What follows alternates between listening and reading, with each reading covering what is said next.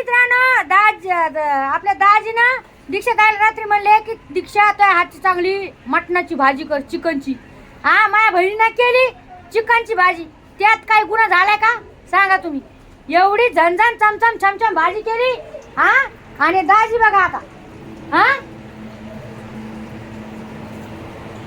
भाजी केली पण मला लय संडास झाली. सांगा लागेल. नाही ती आवडून भाजी केली असं म्हणजे तिकडे गेली हटून गेली बरं का माझ्यासाठी. हा, आणि हार भाजी ती दाजीची मजा घेते माझ्यासाठी. हो, आणि मग चेटी घाला नाही घरी, एक तर पाणी आमच्या गावाला नाही. हा, तर धुवायचे कोणी चेटे पिर सांगा सांगा चाललंय. सर संत झाले पा हे बघा माग पिर सन चाला. दीक्षा ताई त्याचं उत्तर द्या नाही. दीक्षा ताई तू काय बोलणार? बाई तयारी म्हणलं नव्हतं एवढी भाजी खा म्हणून तुम्ही.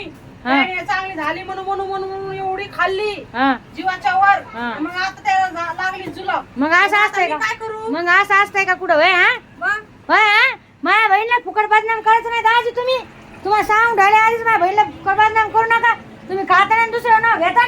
तुझी हा? बहीण आम्ही जास्त करते मला हाटून तिकडे जाते तुम्ही चांगलं चांगलं खाता तुम्ही. होय, मग हे बघ ना पॅन्ट भरली मी तरी पॅन्ट